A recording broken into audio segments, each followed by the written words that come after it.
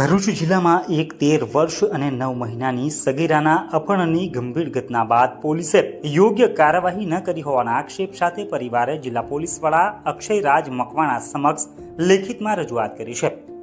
પરિવારનો દાવો છે કે પોલીસે માત્ર અપહરણની કલમ હેઠળ ગુનો દાખલ કર્યો છે, જ્યારે આ કેસમાં પોક્સો એક્ટની કલમ પણ લાગુ થવી જોઈએ। સાથે જ 5 દિવસ વીતી ગયા હોવા છતાં દીકરીનો કોઈ પત્તો નહીં લાગતા પરિવારમાં ચિંતાનો માહોલ જોવા મળ્યો છે। સગીરાની માતાની ફરિયાદ મુજબ ભરૂચ શહેરના એક વિસ્તારમાં રહેતી 13 વર્ષ અને 9 મહિનાની સગીર દીકરીનું અપહરણ થયું છે। આ ઘટના ત્યારે બની જ્યારે દીકરી સ્કૂલે ગઈ હતી। આ અંગેની જાણ થતાં જ પરિવારે તાત્કાલિક ભરૂચ તાલુકા પોલીસ મથકમાં ફરિયાદ નોંધાવી હતી।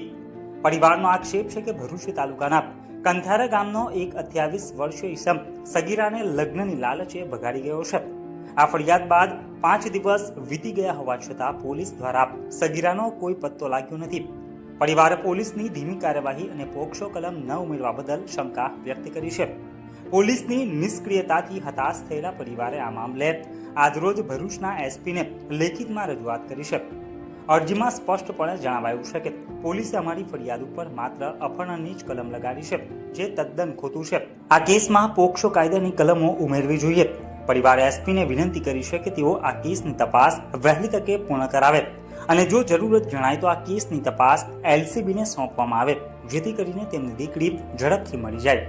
આ સગીરાને ભગાડી જનાર આરોપી સામે કડકમાં કડક કાર્યવાહી થઈ શકે। આ ઘટનાએ ફરી એકવાર સગીરાઓની સુરક્ષા ઉપર સવાલો ઉભા કર્યા છે અને સાથે જ સમાજમાં રોષ પણ જોવા મળી રહ્યો છે। હવે જોવાનું એ રહેશે કે પોલીસ તંત્ર આ મામલે કેવા પગલાં ભરે છે।